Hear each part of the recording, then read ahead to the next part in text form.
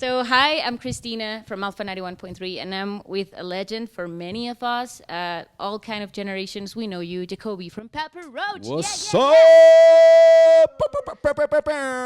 How you doing? Entrevistas Alfa.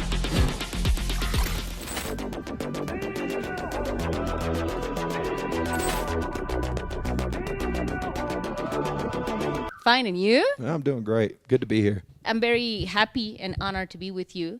And I got to start this interview with this question. What are you grateful for today? Oh, today, what am I grateful for? I'd say the health and wellness of my family right now. Like, I'm just happy my kids are doing well. They're healthy and they're in a good space. And yeah, my wife's good. She's healthy, and yeah, it's good. I like that. I'm grateful for that. I really like when I read the post of your whatever you're grateful Yeah, I got to for. go posting. It's been a minute since I've been posting them. I got to get back on there. Sometimes I'll take a break from social media and just kind of recalibrate for a minute. Sometimes it just becomes a little too, like, my feed is just like, and I'm like, all right, this shit's stressing me out, dude. Too much of the gnarliness of the world. I'm like, is this real? What's happening? So yeah, sometimes I take a break. It's important. But also you've been busy, like really, really busy. And Yeah. I want to know how your hand is, because I know that you cut a little of your hand in the video of Even this If It one, Kills yeah. Me. It's all healed up. It's all good. It's good, but Yeah. you ran a lot in that video that is just crazy. How was it to you to be recording it? It was such a fun video to shoot. I've been wanting to do something like that for a long time. Something that just was like high action, high energy, had a cinematic feel to it, Yeah. had a story, that had some like personal meaning to it, but felt artistic. And I just am really proud of what we came with on this one. What was the most challenging of recording this video? I think just being able to I literally ran all day. Like, there was not a scene in the video where I wasn't running, and I'm like, God, I do a lot of training. Before that, I was training, so I was very ready for it. But by the end of the day, I was like 9 o'clock. I'm like, okay, I'm gonna run there now. They're like, yes, keep running. I'm like, okay, I'm gonna keep running. Yeah, it was a good time. Plus, a couple of the little stunts I pulled off, and I cut myself up pretty bad on that one. I was like not stoked about that, and that was early in the day too. So I was like bleeding everywhere, and there was no Band-Aids, and then it was all good though. We got it fixed up, and the show must go on. So real blood in that video, real Yeah, passion in I that bleed for the art, my sister. Did you have any kind of inspiration of any movie, like dark thriller movie? So there's a couple, in my opinion. There's a movie called Eagle Eye, and Eagle Eye, I think Shia LaBeouf's in this film. Okay. But it's like from the moment the movie starts, it is just like heart pounding all the way to the end, and it's just constant. There's no let up. There's no reprieve. And it was funny because I was on set, and then I was like, they're like, how do you feel? I'm like, I feel like Jason Statham with hair. Yeah, Jason Statham is a great action star, great actor. But I was just making a joke about it. But yeah, he's pretty tight. You were also making a dream come true, like in this kind of video. So. Oh yeah, absolutely. And I can wait to see part 2, because I don't know if you can talk more about it, but it's a to be continued. Yeah. And I was like, ah! Yeah, I like the cliffhanger. I think it's important to keep fans engaged in that way. And so we have something really special coming for the next one and the next song. Yeah. And I don't want to divulge too much, but we're going to release it very soon. I think it's going to be maybe next week. So yeah, Oh my God. we're Can't excited. wait We're just getting the final edits of the video and making the final touches to it, and then we're going to release it with a new song. So. Well, let's talk more about Even If It Kills Me, Jacoby. How do lyrics relate to you, personally, what you're experiencing in your career? Man, it's been a wild ride for us. We've had a lot of highs and a lot of lows, and I'm just grateful for the whole story. When we first came in with our breakout single, Last Resort, it was like we were on a rocket ship ride to the top. And then where do you go from the top? Like, I couldn't stay there, and I just...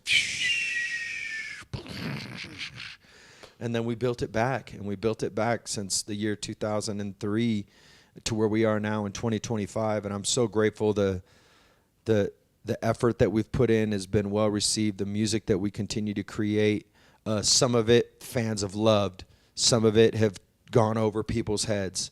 And I think it's important that we just continue to be authentic, and I think, we're not a cookie cutter rock band. We're not always going to release the same thing. It's always going to be a journey, and it just seems right now that what we're making and what we're presenting to the fans, they're really liking. And so I'm like, this is cool, man. It's good. Like, what is truly authentically us is lining up with what the fans want from us. at this point in time. And so I think, yeah, it's definitely feels like we've kind of like leveled up in the last few years in a cool way. And, you know, I think too, it's like the longevity of the band is part of that as well. You know, you see bands like Korn are playing some of their biggest shows of their career right now. Limp Bizkit, same thing. Papa Roach, same thing. Deftones, same thing.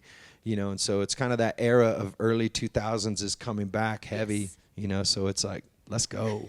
I'm here for it. So what you're saying, I think it's very important because you've always been like in the top of mind, top of the heart for many fans, and this long-term relationship with your fans, like coming back to Mexico again, and staying authentic to you. Yeah. But what do you think could be like the legacy of Papa Roach to the maybe new generations that are now with your forever fans? Oh man, welcome to the family, y'all. Please come out. Please come experience what we're about, because it's cathartic and it's real and it's passionate.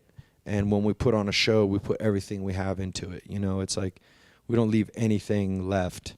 And I think that that's like one of the things about our band that our fans really appreciate, is that like that energy and that passion that we put into it. And it's cool to see these younger fans showing up to the Papa Roach show. We see them on social media. You know, we see these fans like following us and, you know, on the message boards and stuff. And I think it's really cool that we're speaking to the next generation of rock fan. And I'm grateful for that. And I know that you're speaking not also with the lyrics, but with the heart, because I've seen all you've been doing in the mental health area, like saying them, you're not alone, here's my music. I love a video that you posted of songs that save maybe fans' life, like Leave a Light On, No Matter What. But Jacoby, can you recall right now a song that maybe saved your life? I could tell you a record that really like spoke to me. White Light, White Heat, Trash. White Light, White Heat, White Trash by Social Distortion. Okay. That was an album that really just touched me, and I was a big Social Distortion fan and a big Mike Ness fan, and I know that he had struggled with his sobriety, and you know, one day eventually became sober and was singing and being very vulnerable in his music. And I saw that and I heard that, and it just spoke to me in a way that was like, you know, don't be afraid to be you. You know, I think for a while I tried to like kind of come up with this persona of the rock and roll Jacoby or whatever, and that record inspires me to just be me. You know what I mean? And I think it's important to do that. And I love the record, and it's one of those albums that I put on to this day still, and just I don't skip a song. It's like I love that there's like a spiritual element, there's like a socio-political element, there's a very personal element to that record, and it, you know, it takes you on a journey, and I love that experience. Now that you're talking about vulnerability, like whenever you're on stage, and now with this tour that I want to know all the details, new things that you're trying, when you get on stage, which is the song that when you sing still gets you like the goosebumps? Oh man, it changes all the time. Okay. Honestly, it's really like what's going on in my head. You know, it's like my wife was out on tour with me, and we sing this song called Forever. And there's a lyric in the chorus, days come and go, but my feelings for you are forever. And that was, she wrote to me in a card years ago. And, you know, like looking out into this like tens of thousands of people, and I just see my wife back there, and I'm like singing this thing, like, and to know like the battles that we've been through as a couple together, like, and fought for it. Because there was some times when, you know, I was like, I'm fucking out of here. Like, I'm not into this. But we fought for it, you know, like that's important. And then also there's a song called Falling Apart. It's my call out to God, you know, like, God, do you hear me? God, can you hear me? And he answers my prayers. You know what I mean? And that one, I get like, it moves me, you know, and I think that's when you're making music that like you feel it like deep in your soul, that's what's important, you know. And when I share those moments authentically with the people, it's like there's something deper than just music. It's purpose driven music, you know what I'm saying? Yeah.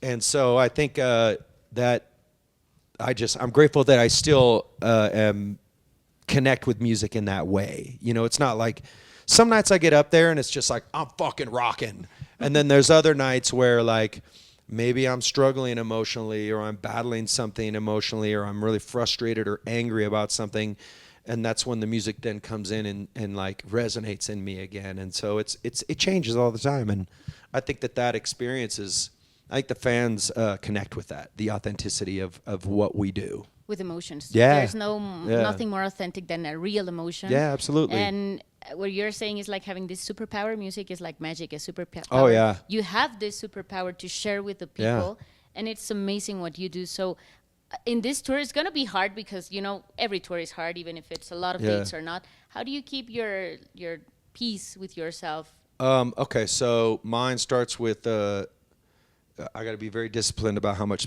time I spend on this thing. This thing can like make me fucking crazy, as I'm sure you can understand that. It's like I really have to be mindful of the outside energies around me, not controlling me. Do you get what I'm saying? I have to like protect my energy. And in doing that, it's eating right. It's getting out and going into the nature at least once a day, getting the sun on my face, going for some exercise, not putting like a lot of processed foods in my body. I try to eat like, you know, just like fruit. If it can rot, that's what I want to eat, real food, you know?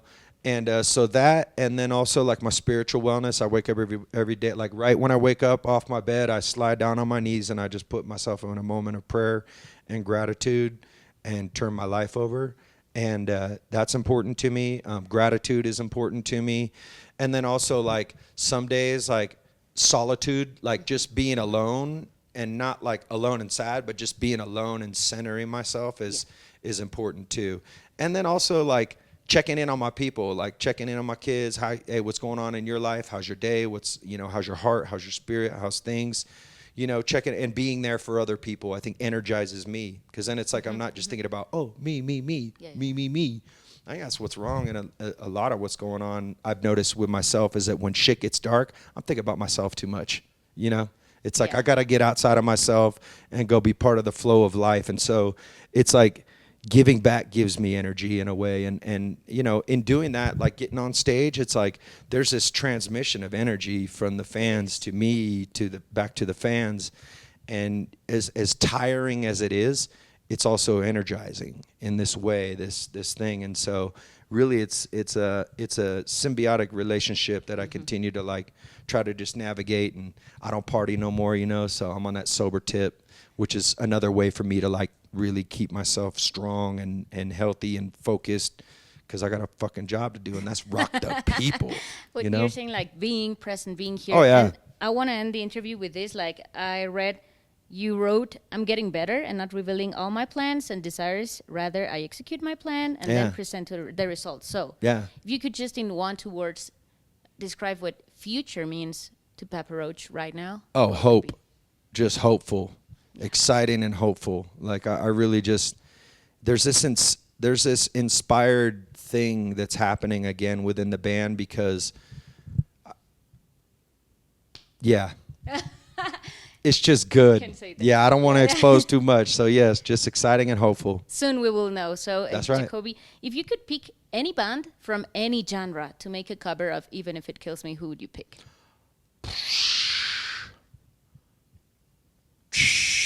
Oh man, dude, that's a tough question, man. You caught me off guard with that one.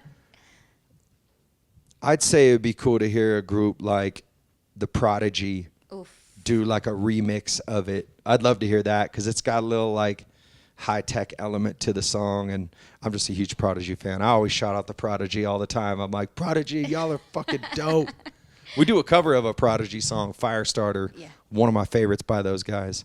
But yeah, I think it'd be cool. Kind of wild reimagination. That'd be dope. That would be really crazy. Maybe we can make this viral. Liam, hey, boys, you want to do one? I'll send you the tracks. Come on, mate. Yeah, exactly. There you go. You hit it with the mate. Now we're in. Jacoby, thank you for your time. Thank you for being here in Mexico. Yes. We have a quick game, but it's going to be after the interview. Okay, cool. It was really nice talking to you. Papa Roach, Jacoby en Alfa 91.3.